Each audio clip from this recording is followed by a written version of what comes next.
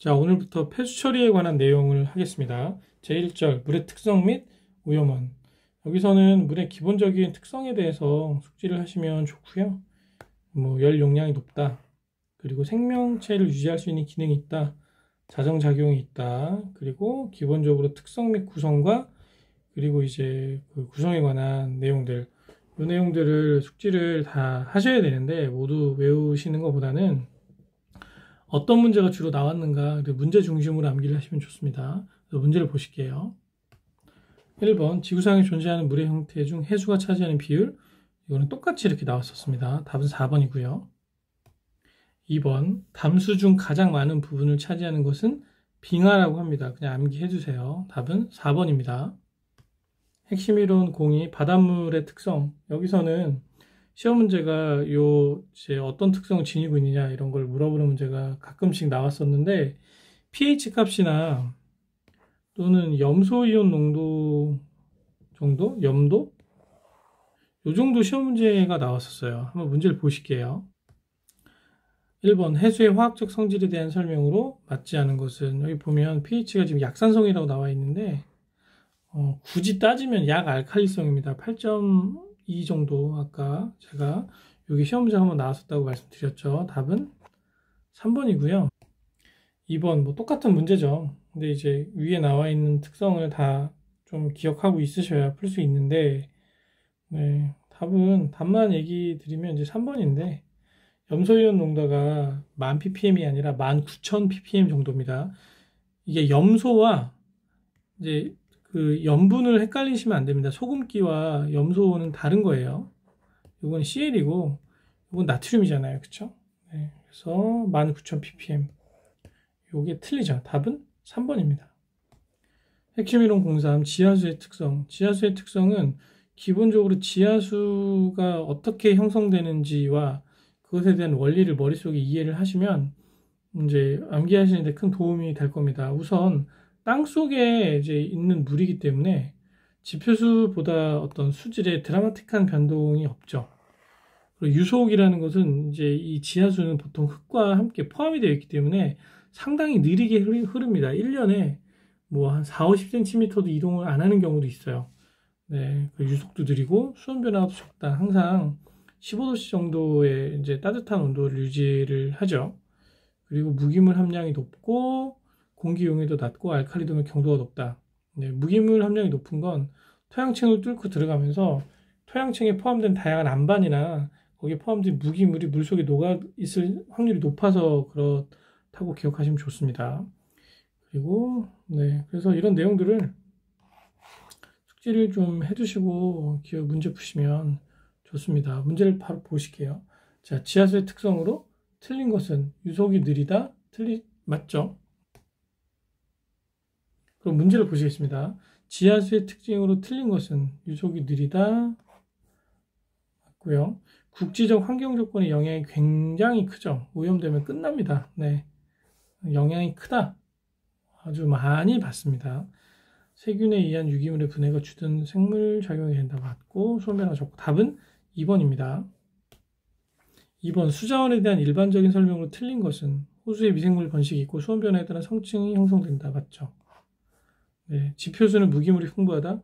반대인 것 같은데요. 지하수가 무기물이 많고 일반적으로 지표수가 지하수보다 깨끗하지 않습니다. 지하수가 더 깨끗해요.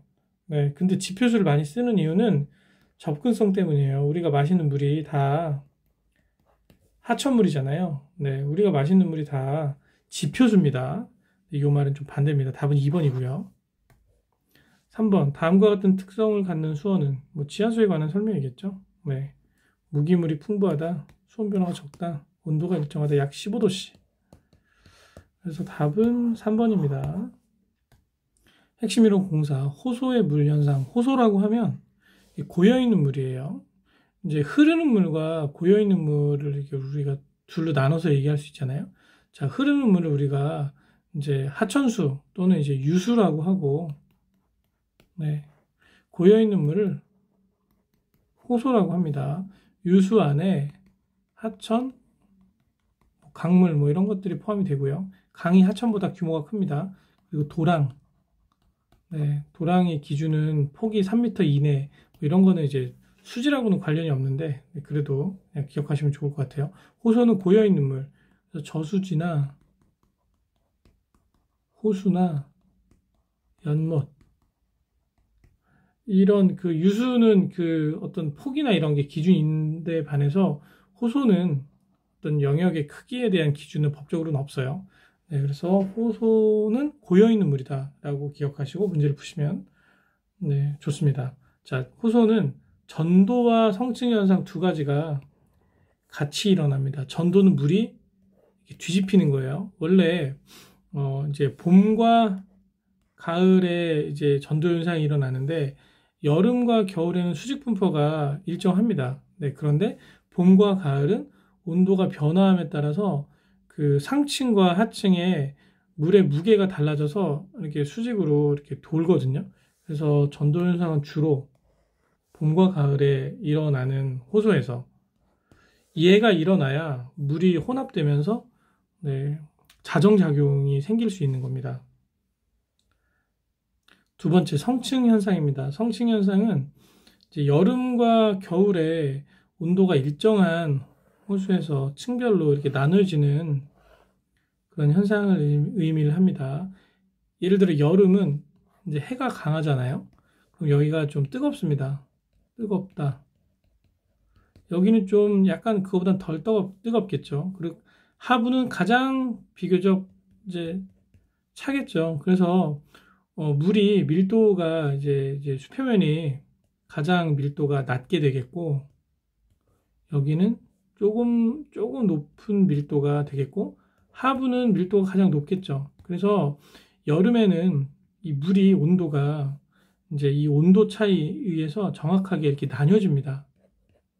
이 부분과 이 부분과 이 부분이 이렇게 다른 온도로 구성이 되겠죠. 그러다가 여름에서 이제 가을로 되는 과정에서 네, 이제 식는 속도에 따라서 밀도가 바뀌어서 이제 나중에는 수표면이 이제 0도씨 비슷하게 돼요. 그러니까 4도씨까지 내려가면 죄송합니다. 네. 이제 점점 추워지면서 예를 들어 수표면이 원래 10도씨에서 15도씨가 됐다가 점점 내려가서 이제 어느 점까지 내려가는 순간이 되면 4도씨가 되는 이제 그 지점이 올 거 아니에요? 그럼 물은 4도씨가 밀도가 제일 낮아요. 그래서 0도씨가 되기 전에 4도씨 물이 아래로 내려가게 됩니다. 높은 밀도가 돼서. 그래서 4도씨 물이 바닥으로 깔리는 거예요. 그래서 겨울에는 4도씨 물이 바닥에 깔리고 표면은 0도씨 물이 있게 됩니다. 그래서 이때는 그 성층 현상이 밀도가 높은 4도씨 물이 바닥에 깔리고 가장 위에는 비교적 더운 0도씨 물이 있으면서 성층 현상으로 인한 전도 현상이 발생하고 그래서 표면부터 어는 겁니다. 그래서 물속에서 호수에서 물고기들이 얼어 죽지 않는 겁니다. 가장 하부에 있는 물이 가장 마지막에 옵니다. 네, 그래서 성층 현상과 전도 현상은 같이 연계해서 공부하시면 좋습니다. 그리고 부영양화는 이제 영양물질이 많아지는 현상이라고 그냥 이해하시고 풀면 좋습니다. 그래서 영양물질이 비료나 분뇨에서 유입이 많아져서 생기는 것. 이게 하천에서도 많이 생기는데 호소가 고여있기 때문에 이 부영양화에 상당히 취약하다. 그래서 녹조나 적조로 이어지게 된다. 문제를 보실게요. 1번 성층 현상이 뚜렷한 계절. 우리가 전도 현상과 성층 현상 두 가지 다 배웠죠. 전도 현상은 온도가 변하는. 자, 온도가 변하는 건 봄과 가을이겠죠. 전도 현상은 온도가 잘 변하지 않는 여름과 겨울입니다. 네, 성층 현상이 뚜렷한 것은 여름과 겨울이다. 네, 왜 겨울 여름으로 써 있죠? 여름 답은 3번입니다. 2번 추운 겨울 호수가 표면부터 어는 현상. 얘는 이제 물의 밀도 차이 온도에 따른 와 관련이 깊다고 했습니다. 답은 2번이에요. 2. 수질오염 발생원 및 특성 핵심 이론 01 오염물질 발생원. 여기서는 이제 점오염원과 비점오염원을 구별만 하실 수 있으면 되거든요. 점오염원은 지도상에서 이렇게 지도가 있으면 점으로 콕 찍어서 여기서 오염물질이 배출이 될 때를 점오염원이라고 합니다. 그리고 비점오염원은 좀 지도가 이렇게 있으면 이렇게 넓은 범위에서 농도가 낮지만 지속적으로 오염물질이 배출될 때를 비점 오염원이라고 하거든요. 문제를 보시면서 어떤 식으로 출제되는지 한번 확인을 해보겠습니다.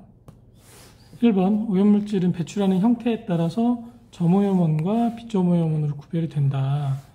여기서 비점에 해당하는 것은 위에서 점오염원과 비점오염원에 대한 그런 구분을 좀 명시가 안 돼 있어서 여기다 하나 적어 드릴게요. 그래서 점오염원은 예를 들면 생활하수, 축산폐수, 산업폐수 요 세 가지 정도가 되고요. 그리고 비점은 농경지에서 넓은 범위에서 농약이나 비료의 그 영양 성분이 좀 유출되는 것을 우리가 비점이라고 얘기할 수 있습니다. 그래서 1번을 보시면 농경지 배수가 비점 오염원에 해당이 되겠죠. 답은 2번입니다. 2번, 비점 오염원의 특징이 아닌 것은, 비점 오염원은 일반적으로 넓은 범위에서 좀 낮은 농도로 오랫동안 배출되는 그런 특징이 있고요. 주로 이제 장마기간이나 그러니까 강우가 많이 내릴 때 좀 오염에 영향이 많이 미친다고 보시면 돼요. 그래서 일간, 계절 간의 배출량의 변화가 크겠죠. 강우 시에 좀 많이 내리고 농약을 많이 치는 그런 시기에 비점 오염원에 영향이 많이 될 수 있다. 그리고 기상 조건 이것도 맞고요. 그리고 빗물, 지하수 등에 의해서 희석되거나 확산되면서 이것도 맞는 얘기인데 4번이 이제 틀린 얘기죠. 네, 지표수 유출이 거의 없는 갈수시가 아니라 장마 기간, 강우가 많이 내리는 강우시에 수질 악화에 큰 영향을 미치게 되겠죠. 답은 4번입니다. 핵심 이론 02, 산업폐수 오염물질과 영향. 이 파트는 이 오염물질과 발생원과 영향을 모두 외우기는 내용이 너무 많잖아요. 그래서 그냥 문제로 외우시는 걸 제가 추천을 드릴게요. 물론 이제 이 부분이 다 이제 중요하긴 합니다. 그런데 주로 많이 나오는 것만 제가 지금 추렸고, 네, 이렇게 굉장히 많은데 문제를 중심으로 암기하시는 걸 추천을 드리고, 굳이 이제 좀 몇 가지만 좀 추려서 말씀드리자면 순하고 그리고 이제 PCB하고 카드뮴 정도 암기하시면 좋을 것 같아요. 특히 이제 이 질병에 관한 병 이름을 같이 꼭 숙지를 하시기 바랍니다. 특히 얘가 좀 많이 나와요. 카드뮴. 이따 많이 들어보셨잖아요. 그럼 문제 보시면서 한번 어떤 식으로 출제되는지 확인하겠습니다. 1번, 오염물질과 피해 상태의 연결로 가장 거리가 먼 것은, 이거는 그냥 문제를 암기 그냥 해주세요. 네. 사이안이 이게 시안인데, 시안. 이게, 네. 이게 질식을 유발을 합니다. 골연화증, 뼈하고 관련된 거는 카드뮴이에요. 카드뮴이 이게 이가거든요. 칼슘도 이가입니다. 그래서 카드뮴이 우리 몸 안에 들어오면 우리 몸에서 칼슘으로 잘못 인식을 해서 이제 칼슘처럼 쓰려고 하다 보니까 칼슘 성분으로 이루어진 뼈가 약해지는 부작용이 생길 수 있는 겁니다. 그래서 골연화증은 카드뮴과 연계가 되어 있다. 사이안은 질식과 연계가 되어 있기 때문에 이게 4번이 답이겠죠. 아까 말씀드렸죠. 이 질병과 그리고 대상 물질을 꼭 연계해서 암기를 해주시라고 했습니다. 여기 PCB에 관련된 내용입니다. 답은 2번이고요. 3번, 카드뮴은 다음 어떤 공장에서 주로 배출이 되는가? 카드뮴은 도금이나 재련 이 두 군데에서만 나옵니다. 네, 그래서 답은 4번이겠죠. 4번, 도금, 피혁 제조, 색소, 방부제, 약품 제조업 등의 폐기물에서 주로 검출될 수 있는 성분은 답은 이제 3번인데, 우리가 도금 성분이 배출되는 그러니까 도금 공장에서 배출되는 오염물질이 크게 두 가지예요. 크롬과 카드뮴입니다. 근데 여기 지금 재련이란 말이 없잖아요. 네. 재련이 들어가면 카드뮴이고, 피혁제조, 색소, 방부제 뭐 이런 게 들어가면 크롬인데, 크롬이 이제 육각 크롬이 있고, 그다음에 삼각 크롬이 있습니다. 사실 둘 다 독성이 강하긴 강한데, 얘가 상당히 독성이 강하고, 얘는 독성이 있긴 있지만, 뭐 육가에 비해서는 상당히 낮은 정도이다. 그래서 크롬을 이게 나중에 한번 나오긴 나오거든요. 얘를 중화시키는, 그러니까 얘를 이제 환원시키는 그런 과정으로 네, 크롬을 좀 독성 크롬을 없애는 그런 화학적 처리 작용이 있어요. 네, 그래서 크롬은 주로 이제 도금, 피혁제조 이런 데서 나온다. 답은 3번입니다. 핵심 이론 03 적조 현상. 적조는 바다가 붉게 변하는 현상인데 이 적조라는 개념 자체가 붉은색, 적색, 갈색을 띠는 식물성 플랑크톤, 주로 그걸 우리가 조류라고 합니다. 조류의 과다 번식에 기인을 하거든요. 근데 조류가 과다 번식을 하려면 얘가 좋아하는 뭔가 영양 성분이 들어야 되잖아요. 그 영양 성분이 질소와 인입니다. 얘가 어디에 있냐면 네, 축산 폐수나 또는 농약이나 비료 이런 성분에 되게 많거든요. 네, 그래서 장마 기간에 축산 폐수와 농약과 비료의 오염 성분을 띠고 있는 어떤 그 오염 물질이 강이나 바다로 유입돼서 발생하는 현상이 적조 현상이라고 우리가 이름을 붙일 수 있겠죠. 그래서 원인은 이제 가장 중요한 것이 이 두 가지 유입에 의한 피해이고, 물의 이동이 없이 정체됐을 때, 생물 생장 조건이 유리할 때, 아무래도 이게 조류가 네, 생물이다 보니까 물이 따뜻하고 먹이가 많을 때 번식을 잘 하겠죠. 그리고 미량원소, 요게 네, 요겁니다. 그리고 하수의 업웰링으로 인한 침전인의 상승, 바닥에 그러니까 해수, 죄송합니다. 해수, 바다의 그 바닥에 침전되어 있던 침전물이 이 업웰링이라는 게 이제 해류가 상승하는 조건이 이루어져서 위로 올라가는 거거든요. 그때 바닥에 있는 침전물이 위로 이렇게 떠오르기도 합니다. 그래서 바닥에 있었던 뭐 침전인이 상승해서 표면에 인의 양이 많아지면 그걸 먹고 좋아하는 조류의 생성이 증가하게 되는 그런 네, 원인으로 얘기할 수 있겠죠. 그래서 이제 적조 현상 발생하면 네, 다 안 좋죠. 한번 읽어보세요. 그냥 일반적인 내용이라 굳이 암기하실 필요까지는 없을 것 같습니다. 문제 보시겠습니다. 문제는 이렇게 간단하게 나옵니다. 적조 현상을 발생시키는 주된 원인 물질 질소와 인이라고 했죠. 답은 2번입니다. 핵심 이론 공사 정수처리 순서 및 시설. 네, 이 정수처리라는 것이 마시는 물을 깨끗한 물을 만드는 과정이라고 보시면 됩니다. 그래서 혼화라는 거 약품을 섞고 그 다음에 응집시키고 침전시킨 다음에 여과시키고 마지막에 미생물 소독, 이거는 우리가 염소 소독을 하죠. 그래서 이 순서를 꼭 암기를 해 두시고요. 관거시설이라고 하면 우수나 오수를 이제 내려보내서 하천이나 또는 시설로 보내는 그 시설을 말하거든요. 그래서 여기서 이제 이게 시험 문제 가끔씩 나와요. 그래서 측구라는 개념. 네. 도로의 노면이나 비탈면에 빗물이 빠져나가기 위해서 설치한 그 도로의 배수 시설을 우리가 측구라고 합니다. 그리고 하수를 내보내기 위한 관거의 종류에 이게 소재별로 시험 문제 나오거든요. 그래서 하수 관거에 해당하지 않는 것은 뭐 이런 게 시험 문제 나왔던 적이 좀 있어요. 그래서 요거 암기해 주시고, 그리고 콘크리트 하수 관거의 주요 부식의 유발 물질이 지금 이산화황과 그 다음에 이제 황산이온인데, 결국에 얘네들이 물과 결합하면 황산을 만듭니다. 이 황산이 하수관거를 부식시키는 강산으로서 역할을 한다라고 생각하시면 이해하기 쉬우실 거예요. 그리고 하수관거의 단면적 및 유량을 계산하는 식은 이렇게 되어 있는데 문제를 한번 보면서 한번 풀어보시겠습니다.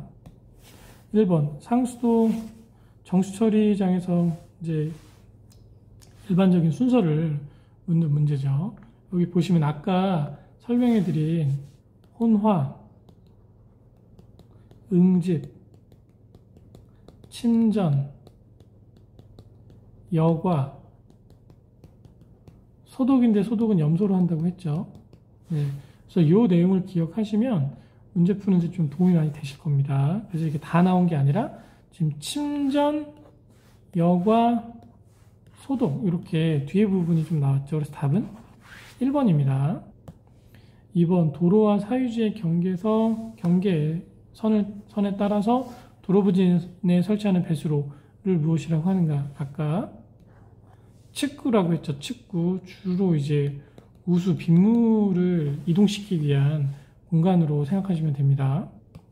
3번 하수관과 부식 유발하는 오염물질 황산이온과 황화수소 이 두 개라고 했죠. 이 두 개가 모두 결국에 뭐를 만든다? 황산을 만든다.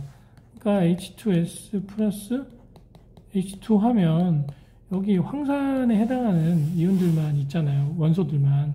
그래서 이게 H2SO4가 된다고 생각하시면 됩니다. 그래서 답은 2번입니다. 4번 하수광고의 종류 중 맞지 않은 것은 아까 이거 암기하라고 말씀드렸는데 문제를 그냥 외우세요. 또 외우기가 좀 싫다 그러면 잘 생각해 보면 아연은 왠지 좀 하수광고로 쓰기엔 약할 것 같은 생각이 들지 않습니까? 그래서 아연은 강관으로 하수광고에는 사용하지 않습니다. 답은 1번입니다. 5번 직경이 30cm 하수관 이게 지금 다이어미터가 그냥 단위를 통일을 하겠습니다. 다 미터니까 30cm면 0.3m죠. 그리고 유량이 나왔죠. 유량이 20m 세제곱 미닛인데 답에서 세크로 나왔잖아요. 그럼 여기서 그냥 바꿀게요. 20 큐빅미터 퍼 미닛인데 1미닛은 60세크죠. 네, 이렇게 되면 20 나누기 60 하면 0.3 아닌가요? 아니죠. 계산기로 해보겠습니다.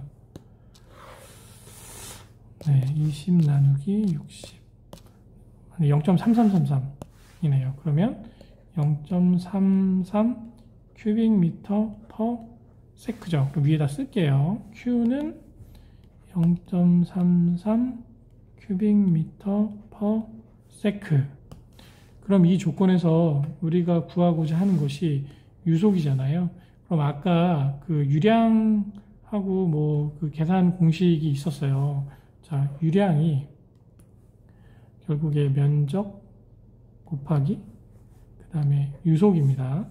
그러면 얘를 좀 풀어서 쓰면 4분의 파이 곱하기 d의 제곱 곱하기 v가 됩니다. 요게 a입니다.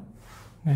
그래서 지금 우리가 구하고자 하는 것이 v니까 v만 남기고 넘기면 결국에 v는 요게 뒤집히겠죠. 파이 곱하기 d의 제곱분의 4 곱하기 유량 이렇게 됩니다. 그럼 이걸 계산을 한번 좀 해보겠습니다. 자, 이거 지우고요.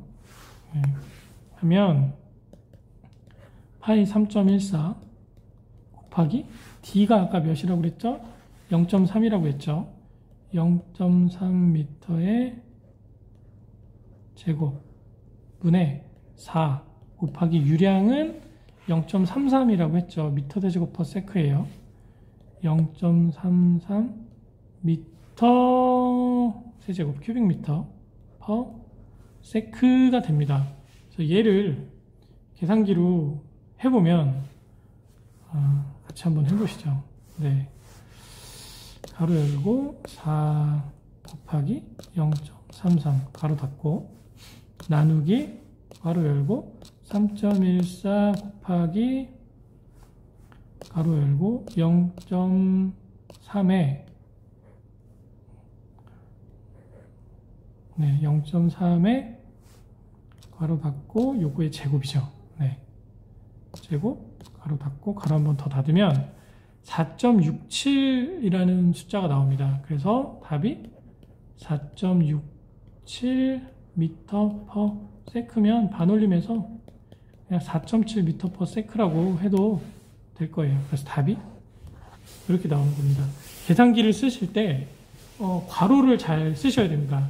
그래서 괄호를 쓰는 연습을 많이 해서 제곱이나 로그나 또는 나누기를 할 때 정확하게 사칙연산이 구분돼서 계산기를 사용할 수 있는 좀 연습을 많이 하시면 좋을 것 같습니다. 답은 2번입니다. 제2절 수지오염 측정 1. 측정 기본 원리 핵심 이론 01 농도 이 부분부터는 농도를 계산하기 위한 다양한 이제 계산식과 관련된 내용들이 나오는데요. 처음 접하시면 상당히 어려울 수 있습니다. 그래서 제가 최대한 쉽게 설명을 지금부터 드리도록 하겠습니다.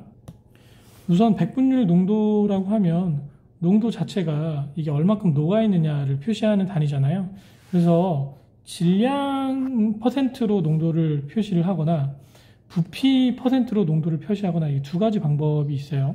예를 들면 이제 용액 질량 백분율 농도라고 하면 그 용액 기준이 이제 100g이죠. 여기에 얼마만큼의 이제 용질이 녹아 있느냐 그것을 이제 weight 퍼센트로 나타내는 그런 백분율 농도를 의미를 합니다. 여기서 뭐 용매, 용질, 용액이란 말이 계속 나올 텐데 한번 정리를 한번 해드리자면 용질이라는 것이 있고 용매라는 것이 있고 용액이라는 것이 있습니다. 그래서 설탕물을 기준으로 생각을 해볼게요. 설탕물을 기준으로 생각을 해보면 설탕물입니다. 용질은 설탕이에요. 용매는 녹아 들어가는 바탕, 물입니다. 용액은 설탕과 물을 혼합한 설탕물이 되겠죠. 이렇게 이해하시면 되고 이게 고체와 액체를 섞었을 때는 이렇게 기억하시면 좋고 액체와 액체를 섞었을 때는 많은 게 용매고 적은 게 용질입니다. 예를 들어 이제 술을 예를 들어 볼게요. 소주는 알코올과 물의 혼합이죠. 그래서 용질이 알코올이 되고 용매가 물이 되고 용액은 요거 혼합액 이제 술이 되는 거겠죠. 그래서 요 내용을 반드시 숙지하시고 이 내용을 들으시면 좋을 것 같아요.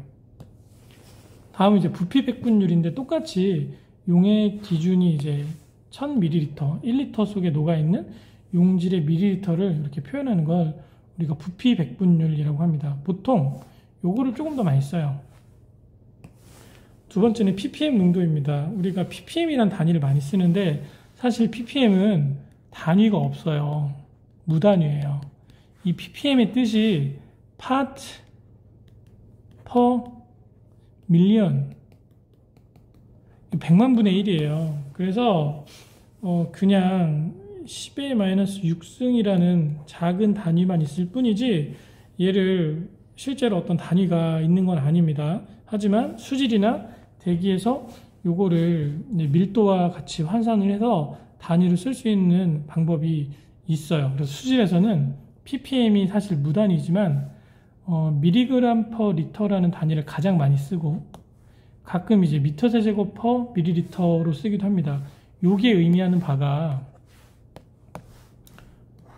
지난번에 말씀드렸지만 1리터 속에 대상 물질이 1mg 있는 겁니다. 얘는 1큐빅미터 속에 1ml의 어떤 물질이 있는 거예요. 그것을 1ppm이라고 한다라고 이해하시면 되고요. ppm은 시험 문제에 뭐가 많이 나오냐면 퍼센트와 ppm을 환산하는 게 굉장히 많이 나옵니다. 우리가 결국에 퍼센트라는 것도 ppm이라는 것도 하나의 단위이잖아요. 인위적으로 만든. 자, 그럼 아까 ppm은 10의 마이너스 6승이라고 말씀드렸어요. 자, 퍼센트 농도는 10의 마이너스 10의 마이너스 2승이에요. 10의 마이너스 2승입니다. 그래서 이 두 개를 비교를 해보면 얼마만큼의 갭이 발생하냐면 10의 마이너스 4승만큼의 갭이 발생해요. 즉 퍼센트가 ppm보다 몇 배가 크냐면 하나, 둘, 셋, 넷, 네, 4개 죄송합니다. 10,000배가 더 큰 겁니다. 10의 4승만큼 더 큰 거예요. 그래서 1%는 몇 ppm이냐? 10의 4승 ppm이 되는 거죠. 반대로 1ppm은 몇 퍼센트냐?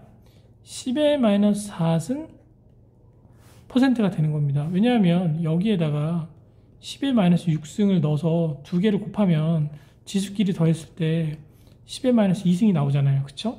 이런 식으로 ppm과 퍼센트의 단위를 서로 환산할 수 있는 방법을 머릿속으로 꼭 이해를 해주시면 좋습니다. 만약에 이거를 이제 암기하시는 게 이해하는 게 좀 어렵다고 하면 그냥 1%는 10,000 ppm이다.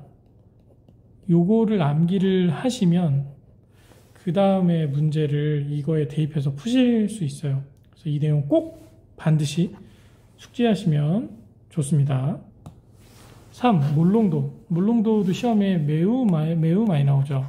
몰농도는 몰 퍼 리터예요. 1리터 속에 대상 물질이 몇 몰이 있느냐 이거를 표현하는 단위고 대문자로는 몰이라고 쓰고 그리고 이제 단위를 풀었을 때는 몰 퍼 리터라고 합니다. 우리가 몰이라고 하면 지난번에 말씀드렸지만 이 환경화학에서 물질을 표현하는 굉장히 기본적인 단위 중에 하나잖아요. 예를 들어서 메테인이 있습니다. 요게 예를 들어서요 32g이 있다. 그럼 이것은 몇 몰이냐 라고 물어보면 얘 우선 원자량을 찾으셔야 돼요. 원자량이 탄소가 12고 수소는 1인데 4개죠. 그러면 합친 화학식량은 16g입니다. 16g per 몰, 이걸 몰질량이라고 한다고 했죠. 즉 1몰이 16g이에요. 그러면 1몰이 16g일 때 X몰은 32g이다. 이 비례식으로 풀면 단순히 봐도 2배니까 여기가 2몰이 되겠죠. 그쵸? 이런 식으로 몰수를 구하고 그 몰수만큼이 예를 들어 있는데 얘가 물 1리터에 녹아있다 라고 하면 얘가 2몰 퍼 리터가 돼서 2몰농도가 되는 거예요. 그렇게 이해하시면 좋습니다. 좀 처음에는 어렵습니다. 다 암기를 꼭 하셔야 됩니다. 4번 몰랄농도. 몰농도는 이제 물 1리터인데 몰랄농도는 물 1kg입니다. 그래서 얘가 리터냐 킬로그램이냐 즉 부피냐 무게냐 그거에 따라 나눠서 기준으로 농도를 표시하는 방법이다 라고 이해하시면 좋습니다. 5번 노말농도. 이 부분이 처음에는 좀 이해가 잘 안 되고 매우 어렵습니다. 잘 생각해 보면 또 하실 수 있어요. 자, 노말농도는 정의는 우선 부피 1리터의 용매 속에 이제 포함되어 있는 용질의 그람 당량수라고 나와 있는데 용질의 그람 당량이 뭐냐 이것부터 우리가 지금 따져봐야 돼요. 예를 들면 염화, 수소, 염산이죠. 이게 있습니다. 이것의 분자량을 찾으면 화학식량을 찾으면 이게 1이고 35.5죠. 두 개 더하면 36.5g per 몰입니다. 그런데 얘는 물속에 해리되면 수소와 Cl- 얘가 1가예요. 1가. 전자를 하나씩 주고받는 1가입니다. 얘네들은 이제 1가 물질이라고 하고 이런 경우엔 36.5g이 1몰이고 요게 1당량이 되는 거예요. 그래서 염화수소가 36.5g이 물 1리터에 녹아있다라고 하면 몰농도도 1몰이고 노말농도도 1노말, 옛날엔 노르말이라고 했어요. 노말이 되고 요 단위를 세부적으로 표현하면 EQ per 리터 이렇게 되는 겁니다. 근데 반대로 이 HCl 말고 이제 이가물질이 있어요. 대표적인 이가물질이 황산입니다. 황산 H2SO4. 얘는 헬이 되면 수소 2개와 황산이온 이렇게 마이너스 이가 이렇게 나오잖아요. 그쵸? 그럼 얘는 이가예요.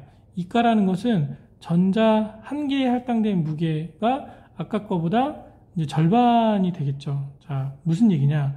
요거의 화학식량을 구하면 다 계산하면 이게 98이 나옵니다. 98g per 몰이 나와요. 즉, 얘는 1몰은 무게가 98g이에요. 그런데 전자가 2개씩 얘는 이동을 하기 때문에 전자 하나에 할당된 무게를 찾으면 그 2개에 할당된 게 결국에 98g이니까 나누면 1EQ는 49g이 됩니다. 당량수가 얘는 절반으로 깎이는 거예요. 이가는. 그러면 황산이 98g이 물 1리터에 녹아있다라고 하면 몰수는 똑같이 1몰이 되지만 당량수는 98g이 결국에 1당량이니까 죄송합니다. 49g이 1당량이니까 98g은 2당량이 되겠죠. 그래서 2 노르말 농도가 되는 거예요. 어렵죠. 계속 하다 보면 또 하실 수 있습니다. 그래서 1가냐 2가냐 3가물질은 거의 없어요. 2가물질도 보면 황산과 그리고 이거 2개 말고는 없거든요. 그래서 탄산칼슘이나 황산 말고는 이가가 없으니까 얘네들은 몰농도의 절반이다 라고 생각을 그냥 하시면 조금 문제 푸는데 쉽지 않을까 싶습니다. 그래서 여기 당구장 표시되어 있는 내용들은 다 노말 농도를 설명하기 위한 그런 용어에 대한 정리입니다. 그래서 한번 읽어보시고 이 용어에 대한 내용이 중요하지만 더 중요한 건 이제 문제를 풀 때 정확하게 이해하고 문제를 푸는 것이 더 중요하거든요. 그냥 한 번만 간단하게 설명드리자면 당량이라는 것은 이제 할당된 무게, 할당된 양을 의미를 하는데 이 환경화학에서는 전자에 할당된 무게로 이해를 하시면 조금 이해하기 쉬워요. 그래서 이가는 전자가 2개니까 2개에 할당된 무게는 절반이 되겠죠. 만약에 3가 물질이 있다고 치면 전자를 3개를 주고받을 거 아니에요? 그러면 그 물질을 전자 3개가 떠받치고 있는 형태니까 각 전자에 할당된 무게는 3분의 1이 되겠죠. 그런 식으로 이해하시면 좋을 것 같아요. 그리고 당량수라고 하면 각 원소 화합물에 1몰당 할당된 일정한 양을 의미를 한다라고 그냥 이해하시면 좋을 것 같고요. 이제 그람 당량수, 얘를 이제 그람 당량이라고도 하는데 1몰의 질량으로 당량을 나눈 값이다 이렇게 나와 있는데 얘를 좀 설명을 해드리자면 단위를 보면서 이제 개념을 이해하시면 좀 좋아요. 그래서 1EQ 그 당량수가 하나가 몇 g이냐 그거를 이제 표현하는 방법이라고 생각하시면 되고요. 이 단위가 나온 표현법이 원래 그람 퍼 몰을 전체를 EQ 당량 퍼 몰 1몰당 몇 당량이냐 1몰당 몇 g이냐로 나눠서 얘가 결국에 1당량이 몇 g이냐를 표현하는 방식이라고 이해하시면 되는데 아마 설명을 들으셔도 너무 헷갈리실 거예요. 그래서 그냥 문제를 한번 잘 풀면서 제가 설명을 드리는 것으로 좀 더 보충 설명을 하도록 하겠습니다. 그래서 이 표에 대표적인 물질의 분자량, 당량, 그람 당량수를 비교를 한번 해봤어요. 예를 들면 얘하고 얘는 1가잖아요. 그러니까 얘는 H 플러스 Cl 마이너스가 되고 얘는 Na 플러스 OH 마이너스가 돼요. 그래서 얘는 1가입니다. 전자 하나씩 주고받아요. 그래서 얘를 1당량이라고 우리가 하고 이 1당량 전자 하나에 할당된 무게가 36.5g per 몰 1몰의 무게와 같잖아요. 그래서 그람 당량수도 같은 겁니다. 반면에 이가 물질 얘는 EH 플러스 황산이온 이렇게 되고, 얘는 CaE 플러스 CO3 E 마이너스, 얘가 다 이가잖아요. 그쵸? 그래서 이 이가이기 때문에 여기 이당량인 겁니다. 그래서 전자 두 개에 할당된 무게는 요거를 2로 나누면 되겠죠.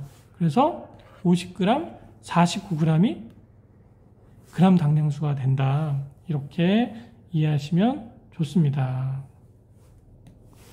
1번 보시겠습니다. 순수한 물의 농도. 이 문제는 시험 문제에 굉장히 많이 나오는 문제입니다. 이게 산업기사하고 기사에서도 나와요. 그래서 다양한 개념을 이해하고 있는지를 묻는 그런 문제라 꼭 푸는 방법을 완전히 암기하시기 바랍니다. 순수한 물의 농도를 구할 때 지금 용량이 주어지지 않잖아요. 그래서 1리터를 기준으로 할게요. 네, 이건 가정하는 거니까 1리터는 결국에 1000ml per 리터잖아요. 그쵸? 그래서 이제 이렇게 나오고, 여기 이제 물의 밀도를 곱해보면, 우리가 이 문제가 결국에 이제 몰 농도를 구하라고 했잖아요. 이게 몰 per 리터를 구하는 거기 때문에 단위를 어쨌든 몰 퍼 리터로 맞춰야 돼요. 그래서 지금 일련의 그 계산하는 과정이 몰 퍼 리터로 뽑아내기 위한 그런 과정이라고 생각을 하시면 됩니다. 그래서 우리가 미리리터를 없애야 되니까 밀도 값을 곱해보면 밀도는 1g이 1ml와 같고, 그리고 H2O 물의 분자량을 따지면 18g per 몰이잖아요. 그쵸? 근데 몰이 분자여야 되잖아요. 그래서 얘하고 얘를 위치를 바꿔도 상관없어요. 이 18g per 몰이라는 게 무슨 뜻이냐면 1몰과 18g이 같고 이거를 바꿔도 아무 상관없는 상태가 되는 겁니다.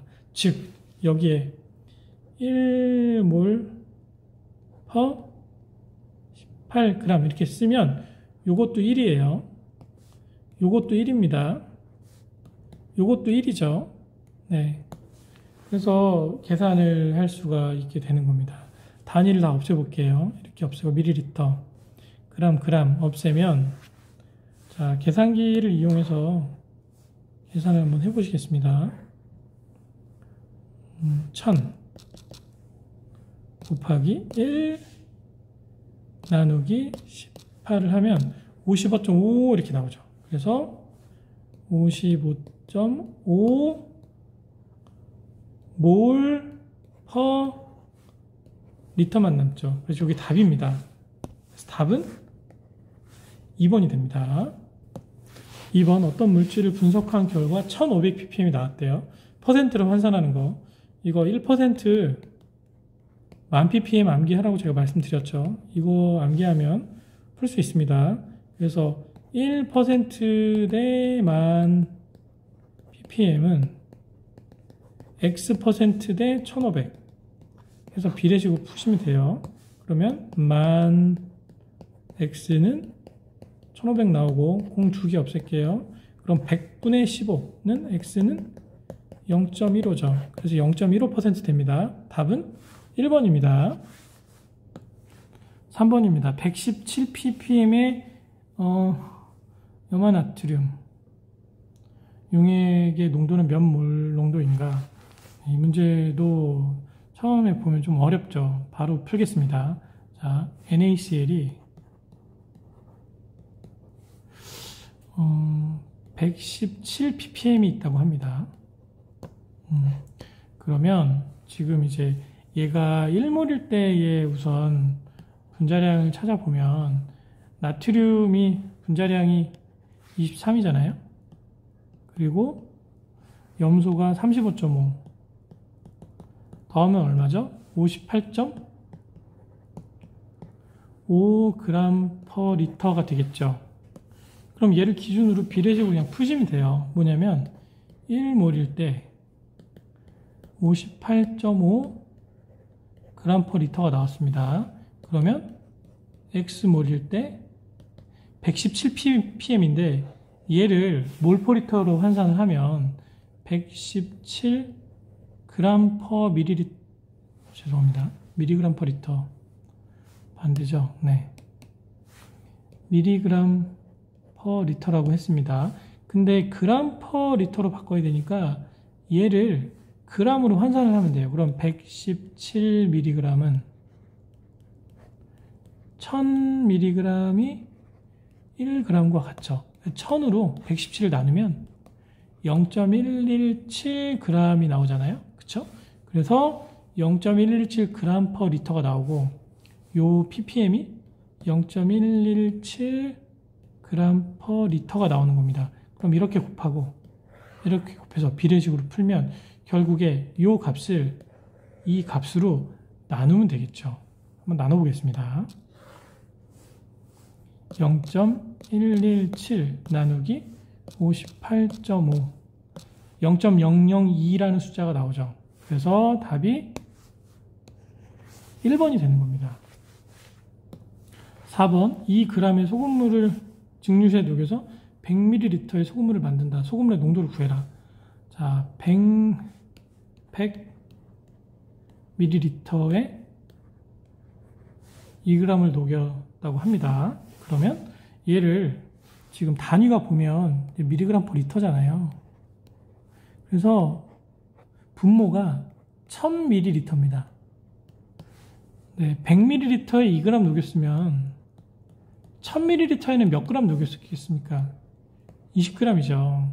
그러면 농도를 구할 때는 그냥 이 용질분의 이 용질을 이제 미리그램 단위로 바꿔서 그램을 미리그램으로 바꾸려면 1g이 1000mg이니까 나누면 1십 100제 2만이 되잖아요. 2만 mg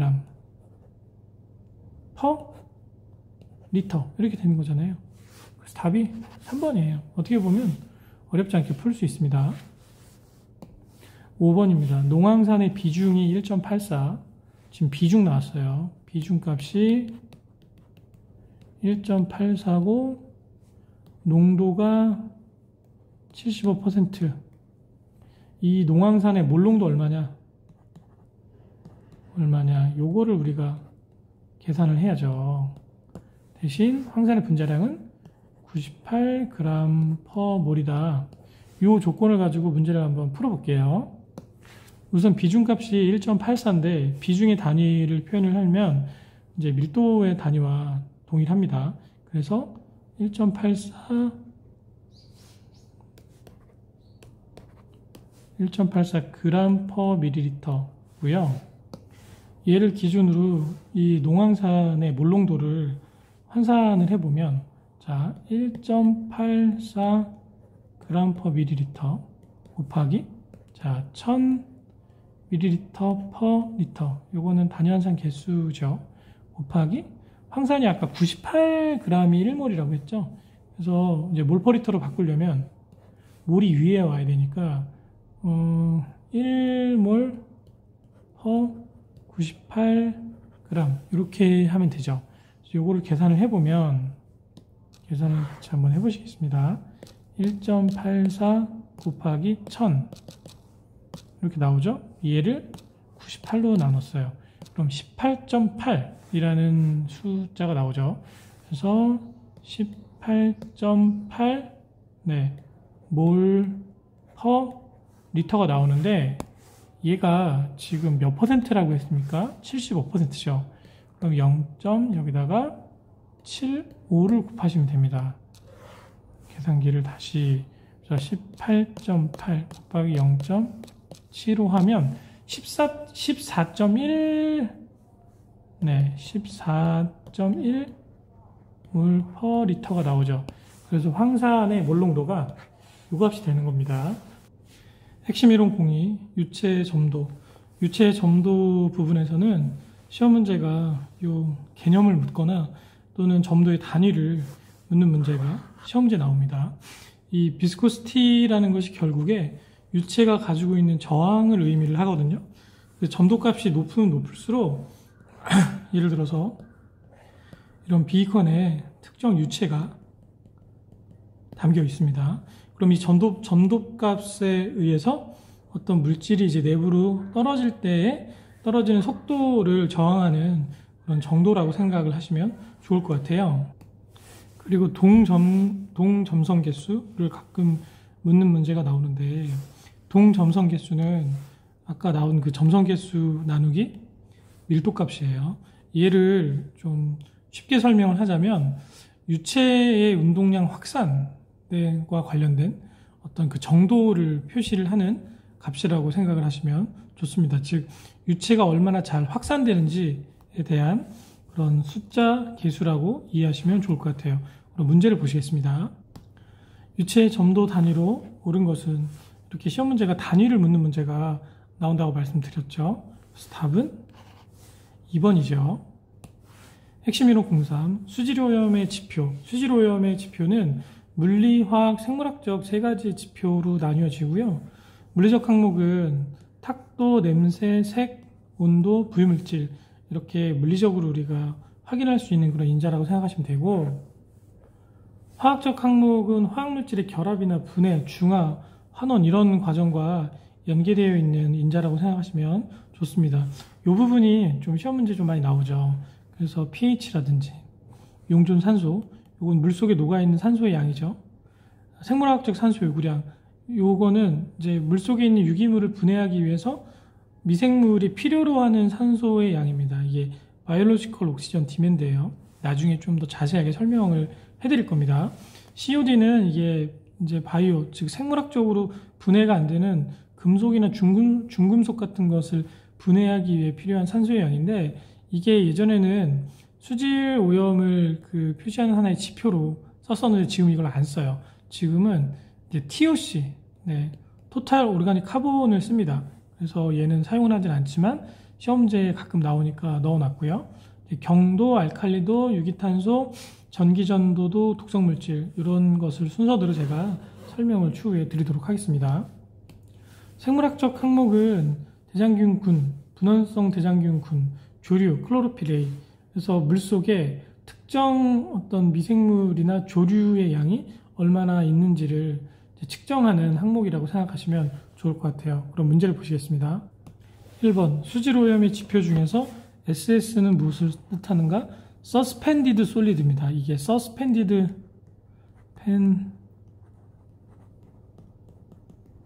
요거고요. 요게 이렇게 SS거든요. 요건 부유물질이란 뜻이에요.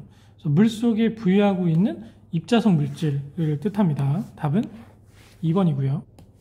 2번, 다음은 수질오염의 지표에 관한 설명이다. 틀린 것은 pH 맞고요. SS 맞고요. DO 맞는데 COD는 생화학적이 아니라 화학적 산소, 이건 생이라는 말을 띄어야 돼요. 생물하고는 전혀 관련이 없고 화학적인 산소 요구량을 의미를 합니다. 답은 4번입니다. 핵심 이론 공사 경도. 경도는 물속에 녹아있는 그 용해성 금속 이온 중에 이가 이온이 있어요. 칼슘과 마그네슘. 얘네들의 합을 우리가 경도라고 표현을 하고요. 얼마나 금속 이온이 많이 녹아있는지에 따라서 이제 그 경도가 높은 물을 이제 샛물, 경도가 낮은 물을 단물 뭐 이렇게 표현을 하기도 합니다. 총 경도는 일시경도와 영구경도로 구별해서 이야기할 수 있고요. 일시경도를 다른 말로 탄산경도라고 합니다. 탄산에 기인한 경도이기 때문에 일시적으로 경도에 영향을 있고, 시간이 지나서 물이 이제 가열을 하게 되면 이제 제거되는 쉽게 날아가는 경도라고 생각하시면 되고요. 영구 경도는 우리가 비탄산 경도라고 합니다. 그래서 얘네들이 이제 칼슘 이가나 마그네슘 이가에 기인한 진정한 그 경도라고 생각을 할 수가 있겠죠. 경도가 높은 물은 먹으면 우리 배가 아픈 복통을 유발할 수도 있고, 상업적으로는 세제와 비누의 소비량을 증가시키거나 또는 관 벽면에 이런 칼슘과 마그네슘 금속 성분이 스케일을 끼면서 이제 물의 흐름을 방해해서 통로를 좁게 하는 그런 여러 가지. 그래서 시간이 지나면 이 파이프가 터질 수도 있습니다. 그런 요인이 있다고 보시면 됩니다. 이 경도를 낮추는 과정을 이제 소프트닝이라고 하는데요. 한국말로는 연수화라고 합니다. 그래서 다양한 방법을 통해서 물의 경도를 이제 해결을 한다. 그래서 그냥 탄산 경도일 경우에는 끓여서 제거하기도 하고, 비탄산 경도는 화학약품을 집어넣어서 칼슘과 마그네슘을 바닥으로 이제 침전시켜서 제거하는 형태로 화학적인 처리를 통해서 연소화를 진행을 합니다. 중요한 건 이 경도 계산인데요. 이 계산식을 암기를 하셔야 됩니다. 이렇게 보면 이게 뭔가 참 헷갈릴 수도 있어요. 근데 결론만 말씀드리자면 칼슘과 마그네슘 경도를 탄산칼슘으로 환산해서 표현하는 하나의 방법이라고 보시면 됩니다. 예를 들면 이 마그네슘이 이게 원자량이 24거든요. 네. 그래서 24를 기준으로 당량으로 이렇게 나눠가지고 요 위에 해당되는 칼슘과 마그네슘 값을 집어넣어서 계산을 하면 되는 것이죠. 한번 문제를 풀면서 설명을 좀 더 자세하게 드리겠습니다. 1번 산도나 경도는 탄산칼슘으로 표현을 합니다. CaCO3 여러 가지 이유가 있는데 가장 보편적인 이유가 이 분자량을 합치면 100g/몰이에요. 그래서 계산하기가 좀 쉽습니다. 그런 이유도 있어요. 그래서 탄산칼슘으로 환산해서 경도와 산도를 표현합니다. 2번 경도의 주 원인 물질은 칼슘과 마그네슘이죠. 답은 1번입니다. 3번 경도에 관한 설명으로 거리가 먼 것은 나트륨은 농도가 높을 때 경도와 비슷한 작용을 해서 유사 경도라고 합니다. 근데 이건 설명에 나오진 않지만 맞아요. 세탁 효과를 떨어뜨려서 세제 소모량을 증가시키죠.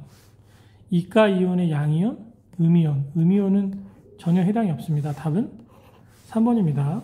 가열하면 침전되어 제거되는 경도를 일시경도, 또 다른 말로 아까 뭐라고 한다고 했죠? 탄산 경도라고 합니다. 그래서 답은 3번입니다. 자, 이게 이제 계산 문제인데요. 한번 풀어볼게요. 자, 칼슘이 40 ppm이고요. 그리고 마그네슘이 36 ppm입니다. 그럼 이걸 기준으로 이제 총 경도를 계산을 해보면 지금 다른 물질은 안 나왔잖아요. 그래서 이거 두 개만 계산을 하면 돼요. 그러면 자 우선 칼슘부터 할게요. 자, 칼슘의 분자량이 40입니다. 40. 마그네슘은 24입니다. 이 정도는 암기를 하고 있으셔야 이 문제를 풀 수 있어요. 그러면 40인데 얘가 이가니까 요 칼슘의 당량은 20이 되겠죠. 그쵸? 20분의 그 다음에 이제 칼슘 이온의 농도가 지금 40 ppm이라고 했죠. 네. 곱하기 50. 네. 여기에다가 더하기 이제 마그네슘을 넣겠습니다. 마그네슘의 분자량은 24인데 이당량이니까 나누면 12가 되겠죠. 12. 네. 12분의 요 마그네슘 농도가 36이니까 36mg/L 곱하기 50. 사실 이 50이라는 값은 탄산칼슘의 당량이에요. 이 값을 곱함으로써 앞에 계산된 값을 탄산칼슘의 값으로 환산하는 용도라고 생각을 하시면 됩니다. 그러면 그냥 계산을 할게요. 이거 2죠. 2 곱하기 50 하면 100이고요. 이렇게 하면 3이잖아요. 3, 5, 15, 150 더하면 250mg/L가 나오죠. 그래서 답이 4번입니다. 이런 식으로 계산을 하는 거예요. 사실 경도 계산하는 거는 칼슘과 마그네슘을 이용한 이 계산식 말고는 기능사 수준에서는 거의 안 나오고요. 사실 한 번도 나온 적이 없고요. 이제 상업기사나 기사 올라가면 다른 이제 그 금속이온, 양이온에 대한 수치가 나올 수도 있습니다. 네, 이 정도만 아시면 되니까 이 푸는 방법을 반드시 암기를 해주세요. 네. 왜냐하면 시험 문제 많이 나옵니다. 이 문제가. 유사한 문제가. 그리고 칼슘과 마그네슘의 그 원자량을 꼭 기억을 해두시면 좋습니다. 다음은 알칼리도입니다. 알칼리도 역시 탄산칼슘으로 표현을 합니다. 그리고 알칼리도의 개념, 산을 중화시키는 능력의 척도이다. 중요한 거는 알칼리도를 유발시키는 물질이 수산화물, 탄산염, 중탄산염 이렇게 세 가지인데요. 이 세 가지를 기준으로 알칼리도에 대한 기여도를 꼭 암기를 하셔야 돼요. 이 수산화물이 알칼리도에 기여하는 비중이 상당히 높습니다. 그래서 탄산염과 중탄산염, 이 이름도 다 암기해 두시면 좋아요. 여기 지금 안 나와 있는데 H2CO3가 이게 탄산이죠. 탄산. 그래서 탄산, 중탄산염, 탄산염, 수산화물 이런 이름까지 암기를 해두시면 좋습니다. 그럼 문제를 보시겠습니다. 1번 알칼리도에 관한 설명으로 틀린 것은 산이 유입될 때 이를 중화시킬 수 있는 능력이 척도다. 이건 맞는 얘기죠. 2번 알칼리도는 물에 알칼리를 주입해서 소모된 알칼리 물질의 양을 환산한 값이다. 전혀 말도 안 되는 얘기입니다. 알칼리도를 측정을 할 때는 알칼리도 자체가 산을 중화시키는 이제 능력의 척도이기 때문에 이제 물 속에 있는 이제 수산화물 그리고 이제 탄산염 그리고 중탄산염 요게 얼마 있는지를 이제 측정을 해서 대응하는 방식으로 실험을 통해서 측정을 해서 얘를 탄산칼슘의 양으로 표현하는 그런 단위라고 생각을 하시면 돼요. 이 얘기는 전혀 앞뒤가 맞지 않는 얘기죠. 답은 2번입니다. 2번 다음 중 수중의 알칼리도를 ppm 단위로 나타낼 때 기준이 되는 물질 탄산칼슘 왜 분자량이 100이니까 그렇게 암기를 하세요. 답은 3번입니다. 핵심 이론 06 수소이온 농도 이 부분도 상당히 중요합니다. 시험 문제에 매우 자주 나와요. 아주 기초가 되는 부분이기 때문에 꼭 개념과 문제 푸는 방법들 모두 숙지를 해두셔야 될 것 같아요. 설명을 드리자면 수소이온 농도는 물속에 수소이온이 얼마나 있는지를 표현하는 그런 값이라고 생각하면 돼요. pH는 0에서 14까지 있습니다. 중성은 7이에요. 그리고 이 pH를 측정하는 방법은 마이너스 로그 H 플러스의 값입니다. 근데 사람들이 참 오해하기 쉬운 부분이 pH가 0, 1, 2, 3 해서 이렇게 7까지 가면 분명히 왼쪽으로 가면 수소이온의 양이 많잖아요. 오른쪽으로 가면 수소이온의 양이 왼쪽보다는 적어지게 되겠죠. 그런데 왜 값은 줄어드느냐 이렇게 생각하실 수 있는데 여기가 마이너스지 않습니까? 그래서 마이너스 1, 마이너스 2, 마이너스 3, 마이너스 4 놓고 놓으면 요거와 요거를 비교했을 때 마이너스 1이 더 크죠. 그래서 마이너스 값이기 때문에 작아질수록 커지는 거고 요 숫자도 그냥 숫자가 아니라 지수예요. 로그 값이니까 10의 1승, 10의 2승, 10의 3승 요 지수 값입니다. 이 pH 값이. 지수의 마이너스를 뒤집어 씌운 값이에요. 그러다 보니까 이게 pH가 1, 2, 3 하나 값의 차이마다 농도의 차이가 10배씩 있는 거예요.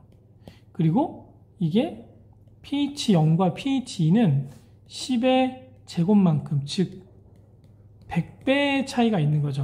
그래서 pH 2보다 pH 0이 수소이온이 100배가 더 많은 겁니다. 그렇게 기본적인 이해를 하시고 보시겠습니다. 그래서 수소이온 농도 표현하는 값, 요 P라는 걸 뒤집어 씌우는 게 마이너스 로그 그리고 가운데 어떤 특정 물질 이렇게 한다고 생각하시면 돼요. 수산화이온 농도도 똑같죠. P로 뒤집어 씌우니까 마이너스 로그 OH 마이너스 그리고 요게 상당히 중요해요. 문제에서 pH 값을 구하라고 하면서 pOH 값을 줍니다. 반대로 pOH를 구하라고 하면서 pH 값을 줘요. 그래서 A 플러스 B가 14니까 넘겨서 pH는 14 마이너스 pOH 이런 식으로 계산해서 풀 줄 아느냐 이런 걸 문제가 나온다고 생각하시면 돼요. 자연수의 pH는 7이지만 빗물은 탄산염의 영향으로 5.6을 유지합니다. 그래서 빗물이 5.6보다 낮았을 때만 산성비다.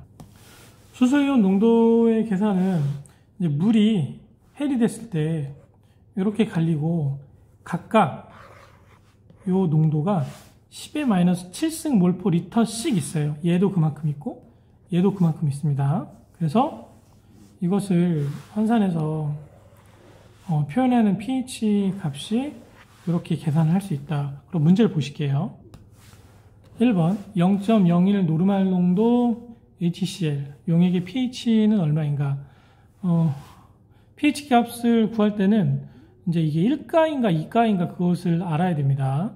그래서 이게 몰농도로 계산을 해야 되기 때문에 그것을 알아야 돼요. 이렇게 노르말 농도로 나왔을 때 다행히 HCl은 1가잖아요. 그래서 몰농도와 노르말 농도가 얘는 같습니다. 즉 0.01 몰농도 HCl이 되는 거예요. 그럼 얘를 표현하면 10의 마이너스 2승 몰 퍼 리터죠. 그러면 그러니까 이게 0.01 몰 요마수소가 있다는 얘기는 얘가 물에 헬이 되면 H 플러스 Cl 마이너스 얘도 요만큼 얘도 요만큼 있는 겁니다. 저는 예전에 대학교 다닐 때 이게 조금 헷갈렸었어요. 이게 H 플러스도 이만큼 있고 Cl 마이너스도 이만큼 있으면 두 개를 합치면 0.02가 되는 게 아니냐 그런 생각을 했는데 이 부호가 반대잖아요.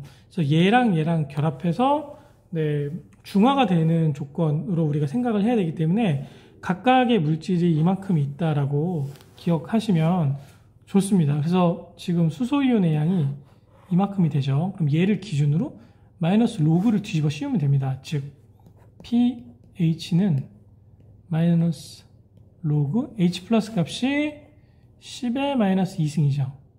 네, 이렇게 되지 않습니까? 그러면 자 마이너스 2가 앞으로 올 수 있죠. 그럼 마이너스 2 곱하기 마이너스 1 로그 10의 1승 하면 로그 10은 미수가 10이잖아요. 그럼 이게 약분이 되잖아요.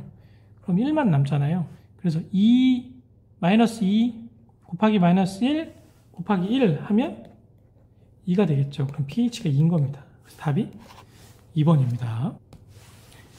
2번 pH 2인 용액의 수소이온 농도는 얘가 2면 자 pH가 마이너스 로그 H 플러스가 2래요.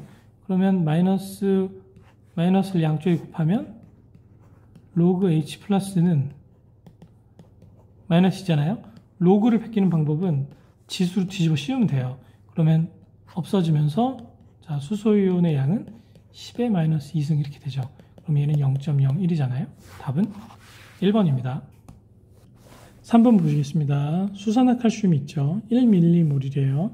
1mm몰은 10의 마이너스 3승 몰입니다. 밀리미터, 밀리그램 똑같은 거예요. 그러면 수산화칼슘이 요만큼이 있습니다. 얘를 농도로 표현하면 이렇게 되겠죠. 얘의 완전 해리식을 쓰면 칼슘 2가 플러스 2 OH 마이너스라는 식이 나옵니다. 얘가 지금 어떤 식으로 반응하는지를 보면 얘가 앞에 숫자가 지금 1이잖아요. 네, 칼슘 1몰과 수산화 나트륨은 2몰씩 반응을 합니다. 네, 이렇게 했을 때 이제 칼슘 이온이 10의 마이너스 3승 몰일 때 OH 값은 얼마냐 계산해 보면 X는 이렇게 곱하고 이렇게 하면 되죠. 그러면 2 곱하기 10의 마이너스 3승 몰농도 이렇게 됩니다. 그러면 1mm몰일 때 이제 수산화 이온의 값은 2 곱하기 10의 마이너스 3승 몰농도가 된다. 다 지울게요. 네. 그러면 pH는 14잖아요. 우리가 구하고자 하는 건 pH입니다. 그럼 얘만 남기고 이항하면 14 빼기 p OH가 되겠죠. 요 값을 여기다 넣으면 되는 거예요. 그러면 14 이게 마이너스 하면 플러스 값이 되겠죠. 무슨 이야기면 POH가 마이너스 로그 OH 마이너스잖아요. 근데 앞에 마이너스 하나 더 있잖아요. 그럼 이게 플러스가 되겠죠. 즉 플러스 로그 OH 마이너스 값인데 이 값을 넣으면 돼요. 2 곱하기 10의 마이너스 3승. 이렇게 하면 되는 거예요. 이렇게 하면 자 14 플러스 로그 2는 0.3010이에요. 로그 3은 0.4771입니다. 그냥 암기하세요. 네, 계산기로 한번 보시면 자 로그 2 이렇게 나오죠. 로그 3 네, 이 두 개는 그냥 암기를 하십시오. 계산하지 말고 나중에 많이 쓰입니다. 그래서 이게 0.3010이니까 0.3010 더하기 10의 마이너스 3승인데 로그 있으니까 10 없어지고 마이너스 3만 남죠. 마이너스 3 계산을 해보면 14 더하기 괄호 열고 0.3010 빼기 3 하면 11.301 나오죠. 그래서 답이 4번이 되는 겁니다. 이 시험 문제 많이 나옵니다. 핵심 이론 07 온도 표시. 온도 표시는 공정시험 기준에서 온도에 대해서 어떻게 규정하고 표시를 하는지에 대한 내용이 나오고요. 보통 셀시우스 온도, 섭씨 온도를 기준으로 표현을 합니다. 그리고 절대 온도는 273으로 표현해서 하죠. 즉 섭씨 온도 0도가 절대 온도 273K입니다. 네, 이 정도는 알고 계셔야 돼요. 온도 표시법은 섭씨 온도, 화씨 온도, 절대 온도 표시법 이렇게 있고요. 중요한 게 이제 이런 게 시험 문제 나와요. 표준, 상온, 실온, 찬 곳, 그리고 냉수, 온수, 열수, 그 다음에 수욕 중 가열한다 뭐 이런 내용들이 나오는데 요거는 좀 암기하기 힘들다 하더라도 꼭 암기를 해주셔야 문제를 풀 수 있습니다. 문제 보실게요. 1번 환경오염 공정시험법에서 이제 규정하고 있는 그 상온이 몇 도냐 이거는 암기를 그냥 해야죠. 네, 암기해야 풀 수 있습니다. 네, 이렇게 나오면 좀 힘들죠. 다 알아야 되니까. 그쵸? 그래서 찬 곳은 이제 따로 규정이 없는 한 0에서 15도 사이다. 4번이 틀리죠. 네, 답은 4번입니다. 핵심 이론 08 용액의 농도. 이 파트는 용액을 이제 혼합했을 때 표현하는 그런 방법인데요. 주로 시험 문제 많이 나오는 게 요게 많이 나와요. 염산 1 플러스 2라고 하면 앞에 1이 염산이고 뒤에 2가 물이에요. 이게 비율입니다. 그래서 비율을 기준으로 계산을 해야 된다는 걸 꼭 염두를 해 두시고 문제를 한번 보시겠습니다. 황산 1 플러스 2는 무엇을 의미하는가? 앞에 게 황산. 이렇게 동그라미 치세요. 뒤에는 물. 황산과 물인데 1과 2를 혼합한 거다. 네. 답은 2번이죠. 핵심 이론 09 BOD 관련 계산 문제. 이 부분은 이제 기타 다양한 계산에 관한 문제를 제가 한번 다 넣어 봤는데 여기 말고도 좀 나오는 게 있긴 있어요. 그런 것들은 기출문제 풀이를 통해서 제가 좀 풀어드리면서 설명을 해드리겠습니다. 우선은 이제 부하량 계산하는 거 나오고요. 그다음 제거율에 대해서 나옵니다. BOD 제거했을 때 제거율이 어떻게 되느냐? 그리고 잔존 BOD 농도, 요게 좀 많이 나와요. 네, 그래서 잔존 BOD 농도 계산하는 것 조금 이따 문제 풀 겁니다. 또한 탈산소 개수에 대한 것도 나오고, 그럼 지금부터 문제를 푸시면서 설명을 해드리겠습니다. 1번입니다. 폐수량이 1500 큐빅미터 per day, 그리고 이제 BOD 값이 150일 때 총 부하량 얼마냐? 이거 두 개 곱하면 되거든요. 곱하는데 개수를 맞춰야 돼요. 그래서 유량이 지금 Q가 1500이잖아요. per day인데 여기에다가 BOD 값 곱하면 되는데 BOD 값이 150mg per 리터잖아요. 근데 여기는 미터 세제곱이잖아요. 그럼 얘를 큐빅미터로 바꿔야 됩니다. 바꾸는 방법은 분모의 1000, 분자의 1000 곱해서 단위 그냥 스케일 업 하면 돼요. 그래서 150mg에 1000을 곱하면 150g이 되겠고 밑에는 그냥 미터 세제곱이 되겠죠. 천천 곱하니까 그냥 똑같이 요 단위만 g과 미터 세제곱으로 환산을 해서 그냥 바꿔주시면 됩니다. 그래서 150 g/m 세제곱 하면 이렇게 없어지고 150 곱하기 1500을 하면 되겠죠. 네, 150 곱하기 1500. 그럼 22만 5천 g이 나오는데 여기선 킬로그램이잖아요. 22만 5천이었죠. 그러면 여기서 이제 이게 g이니까 킬로그램 바꾸려면 공을 3개를 없애면 되죠. 그럼 225kg/day 답은 3번입니다. 2번입니다. 탈산소 개수가 K가 0.1, 유기물질의 BOD5가 200이다. 그때 BODU를 구해라. 얘는 BOD의 소비 공식과 잔존 공식을 고려해서 문제를 푸시면 됩니다. 첫 번째는 소비 공식으로 BODU를 찾으셔야 돼요. 즉 BOD 특정 1은 BOD U 1-10의 -KT. 요게 남아있는 값이거든요. 처음에 BOD 값에서 남아있는 값을 빼면 소비되는 양만큼이 나오는 거겠죠.